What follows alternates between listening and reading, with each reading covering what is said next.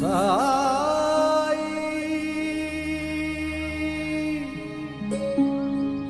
சாய்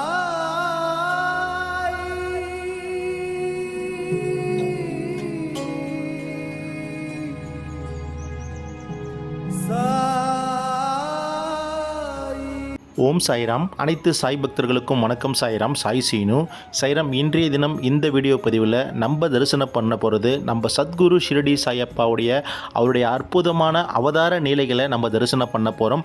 அதுபோக பாபா எந்த ஊரில் பிறந்தார், பாபாவுடைய அப்பா அம்மாவுடைய பேர் என்ன, பாபா எந்த மதத்தை சார்ந்தவர், அதாவது இந்துவா அல்லது முஸ்லீமா, இப்படி பாபாவுடைய ஒரு அற்புதமான நிலைகளை இன்றைக்கி இந்த வீடியோ பதிவில் முழுமையாக தரிசனம் பண்ண போகிறோம்.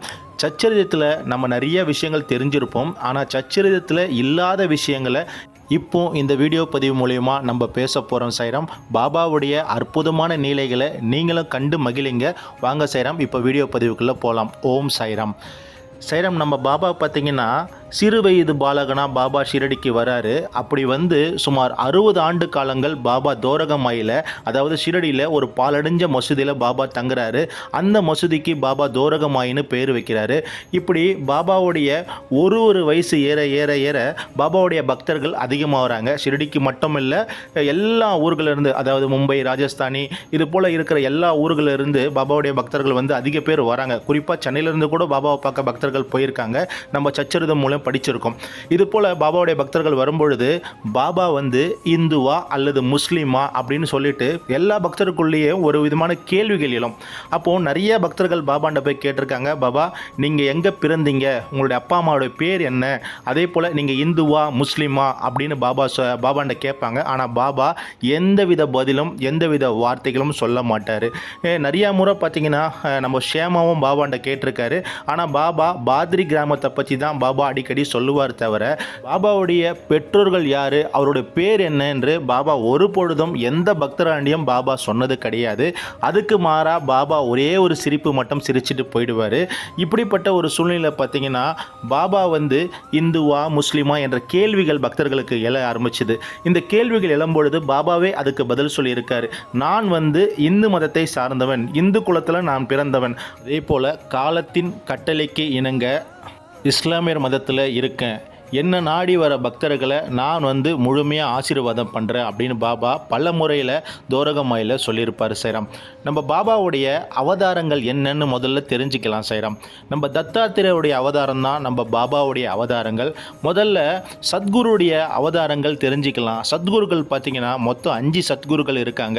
முதலாவது சத்குரு பார்த்திங்கன்னா ஸ்ரீபாத ஸ்ரீ வல்லவா முதலாவது சத்குரு. இரண்டாவது சத்குரு பார்த்திங்கன்னா நரசிம்ம சரஸ்வதி. சாய்ராம், அதே போல் 3வது சத்குரு பேர் பார்த்திங்கன்னா மாணிக்க பிரபு. 4வது சத்குரு பேர் பார்த்திங்கன்னா ஸ்ரீ அக்குல்கோட் மகாராஜ். 5வது சத்குருடைய பேர் பார்த்திங்கன்னா நம்ம பாபா தான், சத்குரு ஷிரடி சாய்பாபாவை தான் 5வது சத்குருவாக திகழ்கிறாரு. சாய்ராம், இதுவரையும் சத்குருவுடைய அந்த தத்தாத்திரேயர் அவதாரத்தை நம்ம தெரிஞ்சுக்கிட்டோம். அதே போல் பாபா பிறந்த ஊர், பாபாவுடைய அப்பா அம்மா பேர் இப்போ நம்ம தெரிஞ்சுக்கலாம். சாய்ராம், பாத்ரி என்னும் கிராமம். இந்த பாத்ரி பார்த்திங்கன்னா மகாராஷ்டிரா மாநிலத்தில் இருக்கிற ஒரு பகுதி. இந்த கிராமத்தில் பார்த்திங்கன்னா ஒரு தம்பதியர்கள் இருக்காங்க. அந்த தம்பதியர்கள் பேர் பார்த்திங்கன்னா கங்கா பாவாஜியா தேவகிரி அம்மா அப்படின்னு சொல்லிட்டு ஒரு தம்பதிகள் இருக்காங்க. இந்த தம்பதிகள் பார்த்திங்கன்னா நீண்ட நாட்கள் அவங்களுக்கு குழந்தை பாக்கியம் இல்லை. இவங்க பார்த்திங்கன்னா சிவனுடைய மிகப்பெரிய பக்தர், அதாவது கங்கா பாவாஜியா தேவகிரி அம்மாள். இந்த தம்பதிகள் வந்து சிவனுடைய மிகப்பெரிய பக்தர். சிவனாண்ட தினமும் வேண்டுவாங்க, எங்களுக்கு ஒரு குழந்தை பாக்கியத்தை கொடுங்க அப்படின்னு சொல்லிட்டு. அப்போ ஒரு முறை பார்த்திங்கன்னா தேவகி அம்மாவுடைய வீட்டுக்கார் தான் கங்கா பாவாஜியா.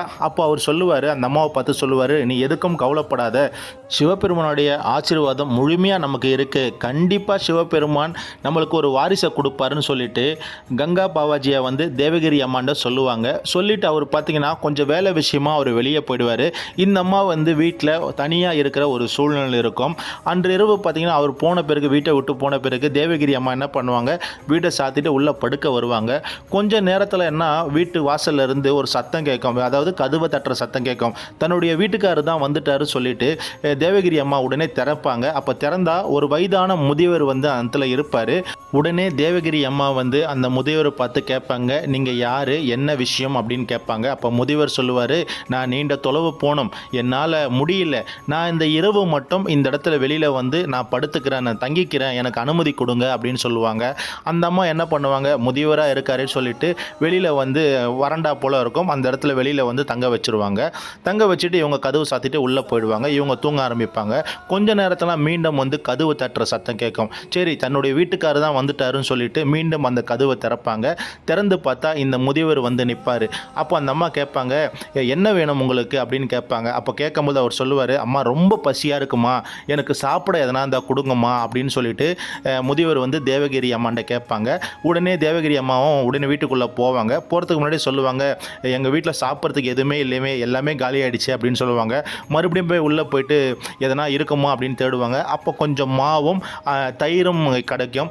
இது ரெண்டுமே கொண்டு வந்து அந்த முதியவருக்கு கொடுப்பாங்க. முதியவரும் சாப்பிடுவார். இவங்க மறுபடியும் அந்த கதவை வந்து தாள் போட்டுட்டு முதியவர் வெளியில் படுப்பார். இவங்க உள்ளே வந்து தாள் போட்டு படுக்க ஆரம்பிப்பாங்க. மீண்டும் 3வது முறை மறுபடியும் கதவை தட்டுற ஒரு சவுண்டு கேட்கும். இவங்க மறுபடியும் தன்னுடைய கணவர் தான் வந்துட்டார், அதாவது கங்கா பாவாஜியாக தான் வந்துட்டாருன்னு சொல்லிட்டு மீண்டும் திறப்பாங்க. திறந்தா அதே முதியவர் வந்து நிற்பார். அப்போ மீண்டும் தேவகிரி அம்மா வந்து கேட்பாங்க, ஐயா உங்களுக்கு என்ன தான் ஐயா வேணும் சொல்லுங்க அப்படின்னா. இல்லைம்மா, நான் வெகு தொலைவு நடந்து வந்தேன், எனக்கு காலெல்லாம் ரொம்ப வலிக்குது, என்னுடைய காலை வந்து நீ வந்து பிடிச்சி வரியாமா அப்படின்னு சொல்லிட்டு முதியவர் வந்து தேவகிரி அம்மாண்ட கேட்பாங்க. இவங்களுக்கு என்ன பண்ணுறதுன்னு தெரியல. எப்படி ஒரு முதியவர் வந்து கேட்குறாரு இது போல், இருந்தாலும் இந்த முதியவர் ரூபத்தில் வந்திருக்கிறது சிவபெருமானா தான் இந்த வந்து அற்புதத்தை நடத்துகிறா எப்படின்னு சொல்லிட்டு அந்த அம்மா மனசுக்குள்ளே ஒரு எண்ணங்கள் ஓடும். அதே நேரத்தில் முதியவருக்கு தன்னால் முடிஞ்ச சேவைகளை பண்ணணும்னு சொல்லிட்டு தேவகிரி அம்மா வந்து நினைக்கிறாங்க. இந்த நிலையில் பார்த்தீங்கன்னா தேவகிரி அம்மா பக்கத்து வீட்டுக்கு, அதாவது இவங்க வீட்டில் வேலை செய்கிறவங்க பக்கத்தில் இருக்காங்க, அவங்க வீட்டுக்கு தேடிட்டு போகிறாங்க. யாருனா இருந்தால் அந்த ஆட்களை விட்டு இவங்களுக்கு காலம்பிக்க விட சொல்லலாம் அந்த முதியவருக்கு அப்படின்னு சொல்லிட்டு அந்த அம்மா பக்கத்து வீட்டுக்கு போகிறாங்க. அப்போ அக்கம் பக்கம் சொல்லிட்டு இருக்காங்க, இவங்க வீட்டில் வேலை செய்கிற ஆட்கள் இருந்தால் வர சொல்லுங்க அப்படின்னு. யாரும் இல்லை சொல்லிடுறாங்க. கொஞ்ச நேரத்தில் அந்த அம்மா வராங்க, வீட்டுக்கு வராங்க தேவகிரி அம்மா. அப்போ வீட்டுக்கு வந்தோடனே தேவகிரி அம்மா பார்வதி தேவியாண்ட பிரார்த்தனை பண்ணுவாங்க. அம்மா வந்திருக்கிறது பெரியவர் பார்த்தீங்கன்னா கிட்டத்தட்ட சிவனாவை தான் நான் கருதுகிறேன், ஆனால் அவருக்கு நான் வந்து பணிவிடை செய்யணும் தான் ஆசைப்பட்றேன், ஆனால் எங்கள் வீட்டில் வேலை செய்கிறவங்க யாரும் இல்லை, எனக்கு எதனா ஒரு அற்புதத்தை நீங்கள் காட்டுங்கன்னு அப்படின்னு சொல்லிட்டு தேவகிரி அம்மா பார்வதி தேவியானை வேண்டுவாங்க. கொஞ்ச நேரத்தில் இவங்க வீட்டில் வேலை செய்கிற ஆட்கள் வந்துருவாங்க. வந்த உடனே இந்த அம்மா சொல்லுவாங்க, ஒரு பெரியவர் இருக்கார், முன்னாடி உட்காந்துருக்கார், அவருக்கு வந்து கால் வலிக்கு தான், நீங்கள் கால் அமைக்க விடுங்க, உங்களுக்கு தேவையான ரூபாவை வந்து நான் கொடுக்குறேன்னு சொல்லுவாங்க தேவகிரி அம்மா. இந்த அம்மாவும் அந்த வேலை செய்கிற பெண்மணியாக என்ன பண்ணுவாங்கன்னா அந்த முதியவருடைய கால்களை வந்து பிடிச்சு விடுவாங்க. பிடிச்சு விட்ட பிறகு தேவகிரி அம்மா வந்து கதவு சாத்திட்டு வீட்டுக்குள்ளே போயிடுவாங்க. வீட்டுக்குள்ளே போன பிறகு கொஞ்ச நேரம் ஆகிடும். என்ன இவ்வளோ நேரம் கால் பிடிச்சி விட்றாங்களே, இதுவரையும் என்ன ஆள் காணமேன்னு சொல்லிட்டு இவங்க என்ன பண்ணுவாங்கன்னா மீண்டும் கதவை திறப்பாங்க. அப்போ கதவு திறந்தா அந்த இடத்துல தேவகிரி அம்மா கண்ட காட்சி வந்து பார்த்திங்கன்னா மெய் சிலுக்கும் ஒரு அற்புதமான காட்சி. அந்த இடத்துல அந்த வயதான முதியவருக்கு பதிலாக அதே போல் அந்த வேலைக்காரி பெண்மணிக்கு பதிலாக சிவபெருமானும் பார்வதியும் காட்சி கொடுத்துட்ருக்காங்க.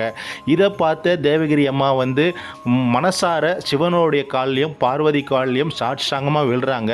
2 பேருமே சிவபெருமானமும் பார்வதியும் சேர்ந்து 2 பேருமே தேவகிரி அம்மாவுக்கு ஆசீர்வாதம் பண்ணுறாங்க. ஆசீர்வாதம் பண்ணும் பொழுது உனக்கு குழந்தை பாக்கியம் உறுதியாக இருக்குன்னு சொல்லிட்டு சிவனும் பார்வதியும் சேர்ந்து ஆசீர்வாதம் பண்ணுவாங்க. இவங்க பார்த்திங்கன்னா மீண்டும் வந்து அவங்க காலில் விழ போவாங்க. அதாவது பார்வதி கால்லையும் சிவபெருமான கால்லையும் மீண்டும் விழும்பொழுது அங்கே வந்து சிவபெருமானும் இருக்க மாட்டார், பார்வதி தேவியும் இருக்க மாட்டாங்க. சிவபெருமானும் பார்வதி தேவியும் ஒன்றிணைந்து தேவகிரி அம்மாவை ஆசீர்வாதம் பண்ண அந்த காட்சியை தேவகிரி அம்மா தன்னுடைய கணவனாகிய கங்கா பாவாஜியா அவருக்குள்ள சொல்லணும் ஆசைப்படுவாங்க. திரு கங்கா பாவாஜியா பார்த்திங்கன்னா அடுத்த நாள் வீட்டுக்கு வருவார். அப்போ தேவகிரி அம்மா வந்து பார்த்திங்கன்னா அவர்கிட்ட சொல்லுவாங்க, இது போல் சிவனும் பார்வதி சேர்ந்து எனக்கு ஆசீர்வாதம் பண்ணியிருக்காங்க, நமக்கு வந்து சீக்கிரம் குழந்தை பாக்கியம் கிடைக்க போகுது அப்படின்னு சொல்லுவாங்க. அப்போ பார்த்திங்கன்னா கங்கா பாவாஜியா பார்த்திங்கன்னா நீ வந்து கண்டது வந்து ஒரு கனவாக இருக்கும், நேரில் வந்து சிவனும் பார்வதியும் வந்து ஆசீர்வாதம்லாம் பண்ண மாட்டாங்க, அது ஒரு பிரம்மையாக இருக்கும் அப்படின்னு சொல்லிட்டு யதார்த்தமாக இருந்துருவார். ஆனால் 10 மாதத்துலலாம் அவங்களுக்கு ஒரு ஆண் குழந்தை பிறக்கும். அப்போது கணவனாகிய கங்கா பாவாஜியா வந்து நினைப்பார், அப்போ நம்மளுடைய மனைவி கிட்ட வந்து தேவகிரி அம்மா கிட்ட வந்து சிவனும் பார்வதியும் ஆசீர்வாதம் பண்ணதால் தான் நம்மளுக்கு ஒரு அழகான ஆண் குழந்தை பிறந்திருக்கு. அப்போ நம்ம மனைவிக்கு வந்து ஆசீர்வாதம் பண்ணது முழுமையாக சிவனும் பார்வதி தான் வந்திருக்காங்க அப்படின்னு சந்தோஷப்படுவாங்க. காலங்களும் கொஞ்சம் அப்படி வெகுவாக நகர்ந்துட்டு போவோம். சைராம், இந்த நிலையில் பார்த்தீங்கன்னா கங்கா பாவாஜி, அதாவது தேவகிரி அம்மாவுடைய கணவனாகிய கங்கா பாவாஜிக்கு பார்த்தீங்கன்னா மனசுக்குள்ளே ஒரு எண்ணம் ஓடும். என்னென்னா, அவர் வந்து தபாஸ் பண்ணுவார், அதாவது தவம் பண்ணுறத அவருடைய வேலையாகவே இருப்பார். நம்மளுடைய தவத்துக்கு இந்த குழந்தை வந்து ஒரு தடையாக இருக்குமோ அப்படின்னு சொல்லிட்டு எண்ணிட்டு அவர் தேவகிரி அம்மாண்ட போய் சொல்லுவார், நமக்கு இந்த குழந்தை வேணாம், இந்த குழந்தைய எங்கனாவது விட்டுறலாம் அப்படின்னு அவர் சொல்லுவார். அந்த அம்மா தேவகிரி அம்மா வந்து அழுவாங்க. சிவனும் பார்வதியும் சேர்ந்து ஆசீர்வாதம் பண்ண குழந்தைய நீங்கள் வந்து எங்கன்னா விட்டுடலாம், நமக்கு வேணான்னு சொல்கிறீங்களே, இது நியாயமா அப்படின்னு கேட்பாங்க. அப்போ அவர் சொல்லுவார், அதாவது கங்கா பாவாஜியை வந்து சொல்லுவார், உனக்கு வந்து கணவன் வேணுமா இல்லை வந்து பிள்ளை வேணுமா, நீ முடிவு பண்ணிக்கோ அப்படின்னு சொன்ன உடனே தேவகிரி அம்மா வந்து ரொம்ப ஓன அழுவாங்க. ஏன்னா 10 மாதம் அந்த தாய் வந்து சுமந்திருக்கா அந்த குழந்தைய சுமந்து அந்த குழந்தைக்கு தாய்ப்பால் கொடுத்து எல்லாமே பண்ணியிருக்காங்க. அப்போ அந்த குழந்தைய விட்டுட்டு வந்துரு, எங்கன்னா விட்டுட்டு வந்துரு சொல்லும் பொழுது அந்த அம்மா அழுகுறாங்க. சரி, கணவனுடைய சொல்ல மதிக்கணும்னு சொல்லிட்டு அந்த அம்மா என்ன பண்ணுறாங்கன்னா, 2 பேரும் கணவனும் மனைவியும் சிவன் மேலே பாரத்தை போட்டு நம்ம எங்கன்னா போகலாம், போகிற வழியில் குழந்தைய எங்கெல்லாம் சேஃபாக விட்டுடலாம் அப்படின்னு சொல்கிறாங்க. இந்த நிலையில் சிவன் மேலே பாரத்தை போட்டு 2 பேரும் ஒரு அடர்ந்த பகுதி, அதாவது காட்டு பகுதியாக நடந்து போய்கிட்டே இருப்பாங்க. அப்போ சரியாக பார்த்திங்கன்னா ஒரு மரத்தடியில் இந்த குழந்தைய, அதாவது தேவகிரி அம்மாவுக்கும் கங்கா பாவாஜியா அவங்க தம்பதியர்களுக்கு பிறந்த அந்த ஆண் குழந்தைய பார்த்தீங்கன்னா ஒரு மரத்தில் கீழே வந்து வச்சிட சொல்லுவார் திரு கங்கா பாவாஜியா. தேவகிரி அம்மாவும் மனசே இல்லாமல் அந்த குழந்தைய வச்சுட்டு அப்படி ஒரு அழுவாங்க. வா போகலான்னு சொல்லிட்டு 2 பேரும் அப்படியே மெல்ல மெல்லமாக கணவனும் மனைவியும் போய்கிட்டே இருப்பாங்க. தேவகிரி அம்மா தொடர்ந்து பார்த்துக்கிட்டே போவாங்க. வெகு தொலைவில் போவாங்க, அந்த மரமே மறைஞ்சிரும். நம்ம தேவகிரி அம்மாவுக்கும் கங்கா பாவாஜியா தம்பதியருக்கும் பிறந்த அழகான ஆண் குழந்தை தான் நம்ம ஷிரடியில் வாழும் சமத்த சத்குரு சாய்நாதர்.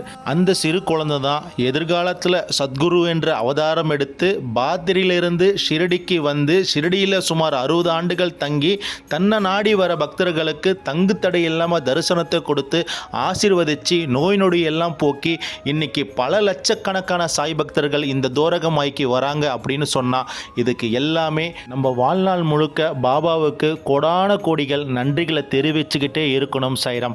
ஓம் சைராம், ஜெய் சைராம். எல்லோருக்கும் இறைவன் ஒருவரே எஜமானர். ஷிரடி சாய்பாபா ஸ்ரீ சாயை பணிக. அனைவருக்கும் சாந்தி நிலவட்டும். சச்சிதானந்த சத்குரு சாய்நாத் மகராஜிக்கு ஜெய். சச்சிதானந்த சத்குரு சாய்நாத் மகராஜிக்கு ஜெய். ஓம் அனந்த கோடி பிரம்மாண்ட நாயகா ராஜாஜி ராஜ யோகி ராஜ பரபிரம்ம ஸ்ரீ சச்சிதானந்த சமர்த்த சத்குரு ஷிரடி சாய்நாத் மகராஜிக்கு ஜெய். அல்லாஹ் மாலிக்.